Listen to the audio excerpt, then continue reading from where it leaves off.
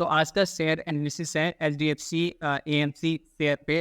यहाँ पे ये शेयर मुझे काफ़ी अच्छा लगा, इसलिए मैं अभी ट्रेडिंग टाइम पे ही यहाँ पे वीडियो बनाने का सोचा। तो आज देखते हैं एच एच डी एएमसी में क्या अपनी को अपॉर्चुनिटी नज़र आ रही है। वैसे तो बाइंग अपॉर्चुनिटी ही मुझे नज़र आ रही है, तो मुझे लगा कि एक बार आपको मैं यहाँ पे बता दूँ। तो चलिए चलते हैं, सबसे पहले इसका एनालिसिस करते हैं। 3 पैरामीटर्स पे होता है हम लोग का एनालिसिस। पहले टेक्निकल होगा, दूसरा फंडामेंटल और तीसरा एफआईआई और डीआईआई डेटा क्या कह रही है उसके बेस पे होगा। बट सबसे पहले एक बार हम लोग इसमें न्यूज़ देख लेते हैं कि कुछ न्यूज़ यहाँ पे है कि नहीं है। तो 6 डेज़ अगो में एमपी न्यूज़ वायर ने बताया कि HDFC asset management to consider dividend for fiscal 2024, ठीक है, डिविडेंड देने वाला है। ओके। जैन 12 में ये बताया कि Jefferies adjust HDFC asset management price target to INR 4010 from INR 3890 keeps at buy. तो जेफरीज, ठीक है, ये ब्रोकरेज फॉर्म है, उसने बताया कि इसको आपको बाय करके चलना चाहिए, और उसने इसका प्राइस टारगेट भी बढ़ाया है, जो कि 3890 पे पहले रखा था, और अभी शायद कुछ पॉजिटिव लगा होगा, इसलिए 4010 यहाँ पे कर दिया गया है। जैन 12 भी ही बताया कि HDFC AMC post rise in, ठीक है, तो यहाँ पे इसका जो कंसोलिडेटेड नेट प्रॉफिट है Q3 का, वो भी यहाँ पे इंक्रीज हुआ है, ये बताया जाए। तो ओवरऑल इसका अगर हम लोग न्यूज़ देखें तो न्यूज़ ऑफ कोर्स यहाँ पे पॉजिटिव है।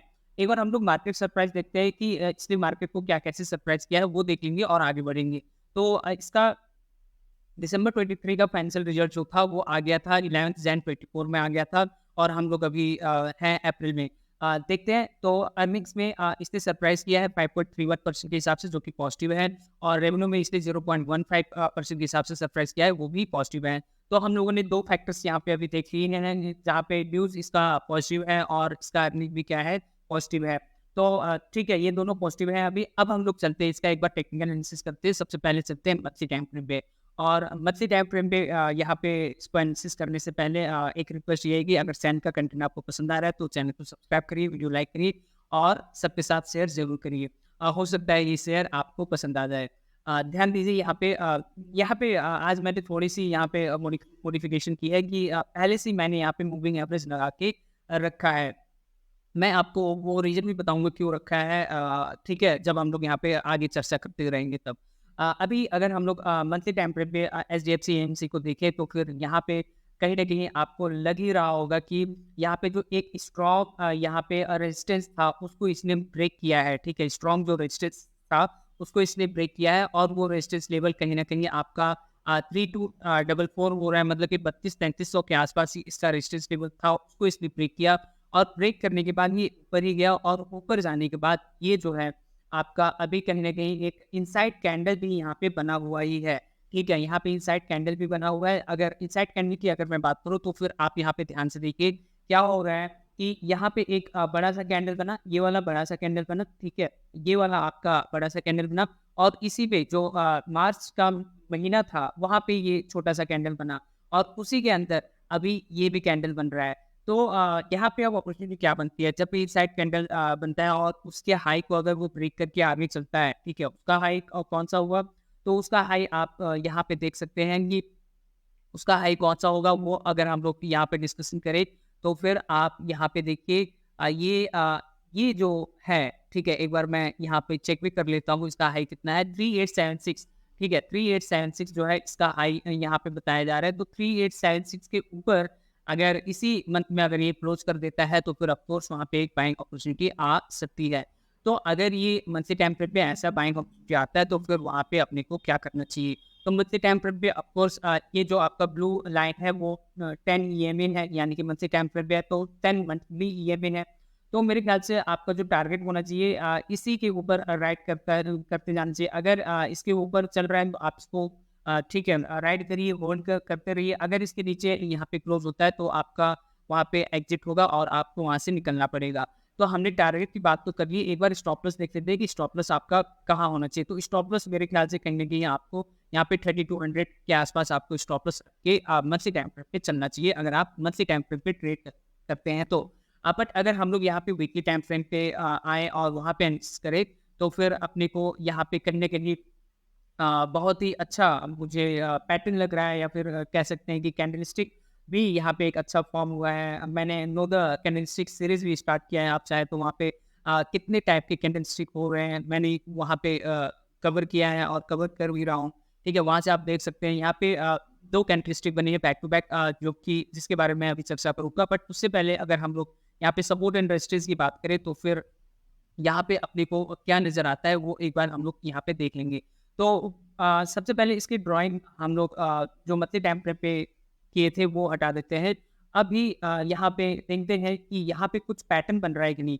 तो अगर मैं पैटर्न की बात करूँ, ठीक है, अगर मैं पैटर्न की बात करूँ तो फिर यहाँ पे जो स्ट्रॉन्ग इसका जो सपोर्ट था, जो स्ट्रॉन्ग सपोर्ट नहीं, इसका जो स्ट्रॉन्ग रेजिस्टेंस था, उसको इसने ब्रेक किया है और कहीं न कहीं कंसोलिडेशन फेज़ पे वीकली टाइम फ्रेम पे है। तो पहले स्ट्रॉन्ग जो इसका अ रेजिस्टेंस था वो कौन-सा था उसका मैं डिस्कशन कर लेता हूँ, फिर आगे बढ़ते हैं। तो ये जो एरिया आपको दिख रहा है, ठीक है? ये जो एरिया आपको दिख रहा है, ये इसका स्ट्रॉन्ग रेजिस्टेंस था। यानी कि यहाँ पे, ठीक है, इसको ऊपर जाने में तकलीफ हुई, फिर नीचे जाके ऊपर आया, फिर यहाँ पे इसको तकलीफ हुई ऊपर जाने में, ठीक है? ऐसे ही यहाँ पे, ठीक है, इस लेवल पे तो इसको बहुत ज़्यादा ठीक है, इसको तकलीफ हुई ऊपर जाने में और अल्टीमेटली ये फॉल हो गया, बहुत अच्छे से इसने फॉल किया और फॉल करने के बाद ये फिर से ऊपर आया है और अभी इस बार इसने इसको ब्रेक किया है और ब्रेक करके उसी को कहीं न कहीं एज़ अ सपोर्ट इसने लिया है। तो और एक बहुत ही ज़रूरी ये बात आपने यहाँ पे नोटिस की कि नहीं की, लेकिन यहाँ पे मैंने बहुत अच्छे से यहाँ पे इसको नोटिस कर लिया। यहाँ पे अगर आप ध्यान से देखें तो इस बार जब ये 10 ईएमए जो कि ब्लू लाइन की बात कर रहा हूँ मैं, जब ये 10 ईएमए को क्रॉस करके ऊपर जाने लगा ना, तो फिर कहीं न कहीं ये कंसोलिडेट हुआ। ध्यान से देखिएगा, ठीक है? वही पैटर्न यहाँ पे फिर से बन रहा है। मैं आपको यहाँ पे दिखाना चाहता हूँ, वही पैटर्न यहाँ पे फिर से बन रहा है। आप यहाँ पे ध्यान से देखिए क्या हो रहा है कि यहाँ पे जैसे क्रॉस किया, क्रॉस करने के बाद ये ऊपर गया और ऊपर जाने के बाद यहाँ पे देखिए, ये किस हिसाब से इसने यहाँ पे कंसोलिडेट किया। आपको यहाँ पे दिखा, ये किस हिसाब से यहाँ पे कंसोलिडेट किया। ये कंसोलिडेशन करने के बाद ये फिर से ब्रेक करता है और ब्रेक करने के बाद ये फिर से ऊपर जाता है, ठीक है? इस बार फिर से ऊपर जाता है और फिर से इस बार ये वही सेम पैटर्न इसी हिसाब से बनाता है, जिस हिसाब से इसने पहले बनाया था, ठीक है? पहले का इसका फंडामेंटल क्या था, क्या नहीं था, एफआईडीआई डेटा क्या था, वो नहीं पता। बट अभी जो बन रहा है पैटर्न और फंडामेंटल और एफआईडीआई डेटा पे देखेंगे, वहाँ से एक अच्छा कंक्लूजन तो निकल ही जाएगा। तो ऑफ कोर्स यहाँ पे एक पॉजिटिव सिग्नल अपने को दिख रहा है वीकली टाइम फ्रेम पे और वो सिग्नल अ, देखे हैं हम लोग और उसके बाद भी अभी अपने को क्या-क्या नज़र आ रहा है वो भी आप यहाँ पे ध्यान से देखिए। मैं इसको ज़ूम कर दिया। यहाँ पे अगर आप देखेंगे तो बहुत ही ज़्यादा रिजेक्शन कैंडल है, ठीक है? ज़्यादा क्या कहूँ, एक एक तो सबसे पहले तो एक कंसोलिडेशन फेज़ है, ये बहुत अच्छा माना जाता है और उसके बाद यहाँ पे 2-2 हैमर यहाँ पे हैं। तो जब 2-2 हैमर है मतलब एक हथौड़े से नहीं, यहाँ पे 2-2 यहाँ पे हथौड़े हैं और वो 2 हथौड़े जब पड़ेंगे प्राइस पे, तो आप सोच लीजिए क्या हो सकता है। तो मुझे लग रहा है कि अगर इसके ऊपर ये निकल गया, ठीक है? अगर ये इसके ऊपर निकल गया 3878 के ऊपर, ठीक है? या फिर मैं यहाँ पे बहुत ही प्रिसाइज़ में अगर मैं बात करूँ तो 3889 बोल रहा है, मतलब 3890 पे अगर ऊपर ये वीकली टाइम पे क्लोज़ हो गया, 3890 के ऊपर अगर ये वीकली टाइम फ्रेम पे क्लोज हो गया, तो फिर आपको वहाँ पे इसको बाय कर लेना चाहिए मेरे हिसाब से और इसको आप तब तक राइड करिए वीकली टाइम फ्रेम पे जब तक ये 10 ईएमए जो है उसके नीचे क्लोज ना हो जाए वीकली टाइम फ्रेम पे।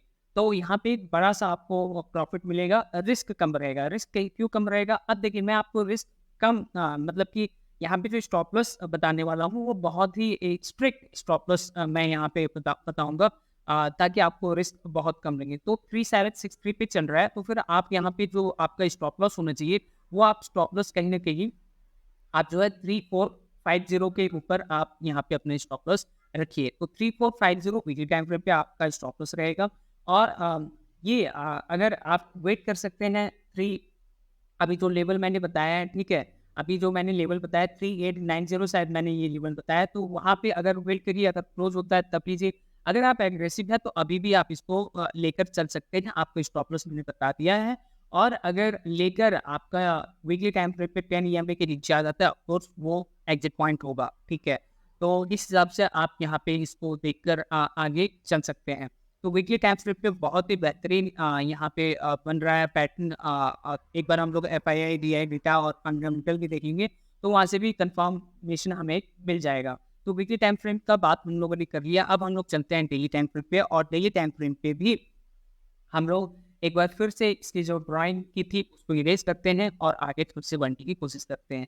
तो वीकली टाइम फ्रेम पे हमने वही देखा कि एक ट्रायंगल टाइप का पैटर्न बना है जो कि पहले ही बन चुका था और फिर से बना है, तो फिर ऑफकोर्स वो अच्छा खासा वो अपने को दिख रहा है।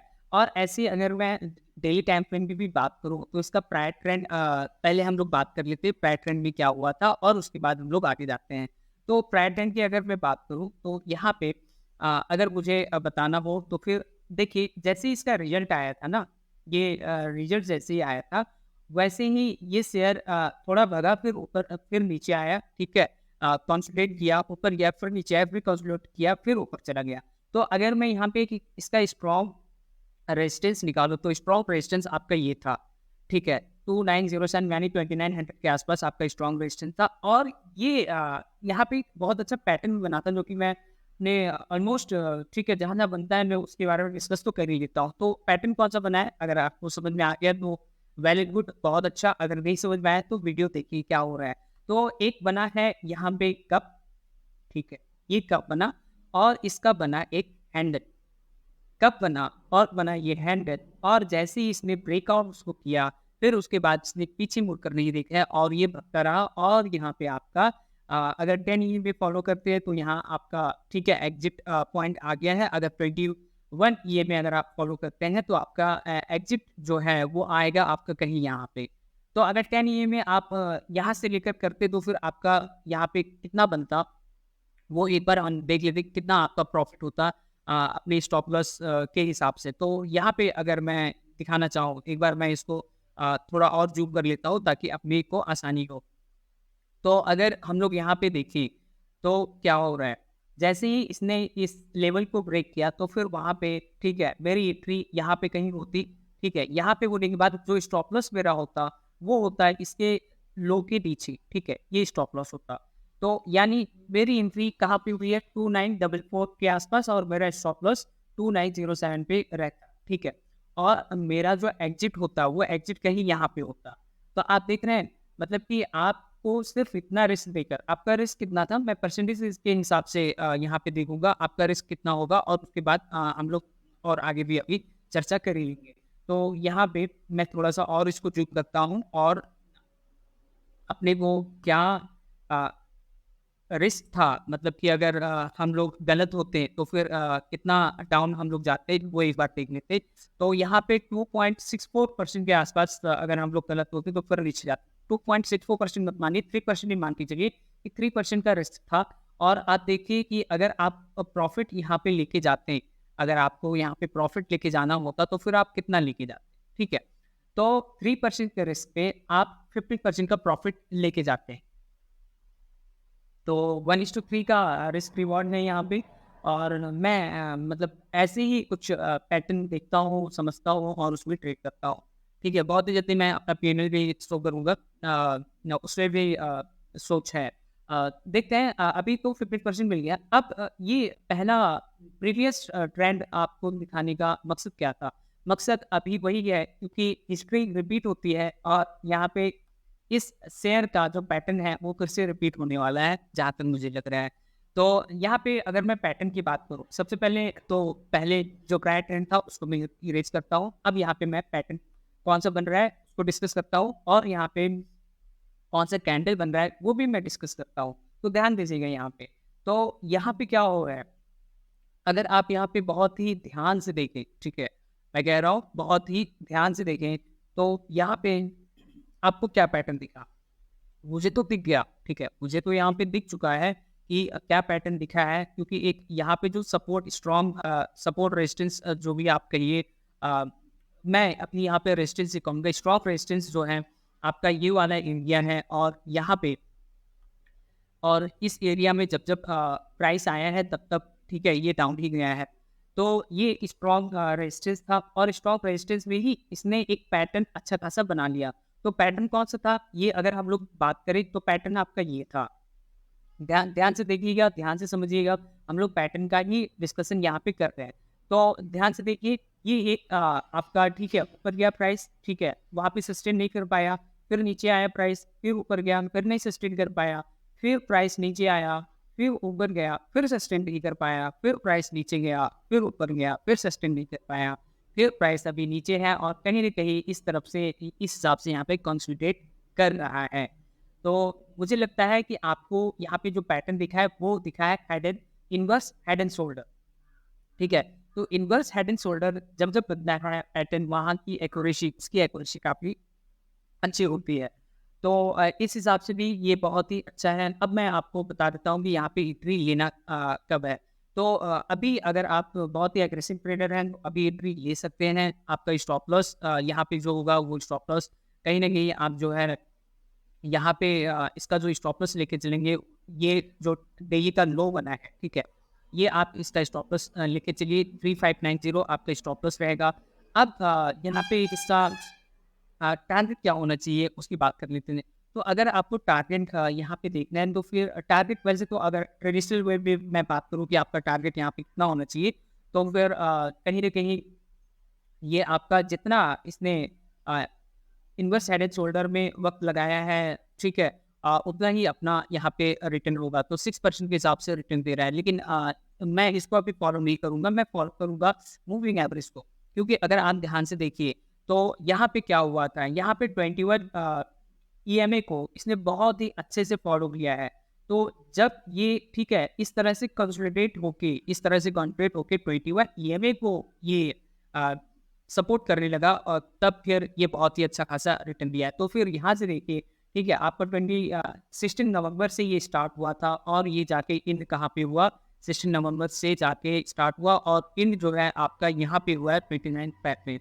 तो मेरे ख्याल से नवंबर है, दिसंबर, जैन, फ़ेब, तो कम से कम 3 महीने में आपको ये अच्छा खासा रिटर्न दे चुका है और अभी भी फिर से वही यहाँ पे बन रहा है। तो फिर मैं यही कहूँगा कि आप एग्रेसिव है तो अभी कर लीजिए, अगर वेट करना हो तो फिर वेट कम से कम आपको यहाँ पे 3853 के ऊपर से क्लोज़ हो तब फिर यहाँ पे आप ट्रेड लीजिए और राइट करिए 21 ईएमए को। जब तक 21 ईएमए के नीचे क्लोज़ ना कर दे तब तक एग्ज़िट नहीं करना है। ये सिंपल सी स्ट्रैटेजी है। एचडीआई एचसी एएमसी ठीक है, बहुत ही अच्छा अभी यहाँ पे पैटर्न भी बन रहा है, तीनों टाइम फ्रेम पे मंथली, वीकली और डेली, ठीक है। तो ऑफ कोर्स ये एक अच्छा बाइंग पॉइंट है और जिस हिसाब से निफ्टी जा रहा है उस हिसाब से तो काफ़ी ये अच्छा ही है और लार्ज कैप स्टॉक भी है, कोई उतने रिस्क की दिक्कत नहीं है। चलिए अब हम लोग चलते हैं इसका आ गया है H D F C A M C, इसका जो प्राइस अभी चल रहा है 3760 और हाई लो 4066 1715 बनाया। मार्केट कैप पीटी 269 है, लार्ज कैप है और यहाँ पे अगर हम लोग इसका ट्रेंड देखें तो 1 ईयर में अप ट्रेंड में है, अगर हम लोग 3 ईयर्स में जाएँ तो भी ये अप ट्रेंड में है और 5 ईयर्स में अगेन ये मेरे ख्याल से अप ट्रेंड भी ये है और अ, 10 ईयर्स में भी अप ट्रेंड है और मैक्स में अगर हम लोग देखें तो ये ऑल टाइम हाई पे ट्रेड कर रहा है। तो नीचे अगर प्रोस की बात करें तो कंपनी डेट फ्री है, कंपनी का रिटर्न ऑन इक्विटी बहुत अच्छा है, 30 साल में 26.9% दिया है, कंपनी जो है हेल्दी डिविडेंड भी पे आउट कर रही है जो कि 63.6% है। इस कॉन्स की बात यही है कि ये अपने बुक वैल्यू से 30 टाइम्स महँगा है। कंपनी ने सेल्स ग्रोथ कम किया है 5.80 पास्ट 5 ईयर्स में और प्रमोटर की है होल्डिंग डिक्रीज़ हुई है 3 साल में -21.4% के हिसाब से। अब अगर हम लोग पीयर कंपेयर करें तो एचडीएफसी का रैंकिंग कहीं पे भी नहीं आता है। सेक्टर है फाइनेंस और इंडस्ट्री है finance and investment. Quarterly result एक बार हम लोग देख लेते हैं तो सितंबर में इसका जो सेल्स था वो 643 था और दिसंबर में 671 हो गया, इंक्रीज हुआ है। ऑपरेटिंग प्रॉफिट 482 से 511 हो गया, ये भी इंक्रीज हुआ है। पीबीटी 589 से 639 ये भी increase. NPT net net profit जो है 438 से 490 ये भी इंक्रीज हुआ है। क्यूओक्यू बेसिस पे काफ़ी अच्छा रिजल्ट यहाँ पे आया है। चलिए एक बार हम लोग एफआईआई और डीआई डेटा देख लेते हैं कि वहाँ पे क्या-क्या है। तो अगर हम लोग एफआईआई, डीआई डेटा और प्रोमोटर्स होल्डिंग देखें तो फिर सितंबर और दिसंबर 2023 में प्रोमोटर्स होल्डिंग चेंज नहीं हुए हैं, 52.55 ही हैं दोनों केस में। एफआईआई जो है 16.12 से 17.99 हो गया है, ऑलमोस्ट कह सकते हैं 2% के हिसाब से और डीआईआई 20.66 से 19.50 यानी 0.30 या फिर 40 के हिसाब से घटा हुआ है और पब्लिक जो है 10.67 से 9.96 हो गया है। तो ऑफ कोर्स यहाँ पे एफआईआई, डीआई डेटा भी पॉजिटिव है, फंडामेंटल भी पॉजिटिव है, फाइनेंशियल रिजल्ट पॉजिटिव है और जो टेक्निकल्स के हिसाब से जिस तरह से अपने को पैटर्न और वहाँ पे कैंडलस्टिक दिख रहा है उस हिसाब से तो यहाँ पे काफ़ी अच्छा है। बस ये ध्यान में रखें कि मेरे कहने से आपको यहाँ पे ट्रेड या इन्वेस्ट नहीं करना है। यहाँ पे आपको अपने सबसे पहले साइकोलॉजी और अपने मेंटल एबिलिटी को बिल्ड करना है और वहीं से साइकोलॉजी और माइंडसेट जब आपका एक्टिव रहेगा तभी यहाँ पे कुछ किया जा सकता है। अगर मेरे बताए गए रूल्स को अगर आप फॉलो नहीं कर सकते हैं तो फिर यहाँ पे ट्रेड मत करिएगा। ये मेरा रिक्वेस्ट है। ध्यान रहे अपने पोर्टफोलियो को आपको डाइवर्सिफाई करके चलना है, रिस्क को मैनेज करके चलना है और मैं कोई स्टेटी रजिस्टर्ड एडवाइजर नहीं हूँ और किसी के टिप्स, थॉट्स और रिकमेंडेशन पे भरोसा नहीं करना है। आपने इतना समय दिया उसके लिए थैंक यू वेरी मच।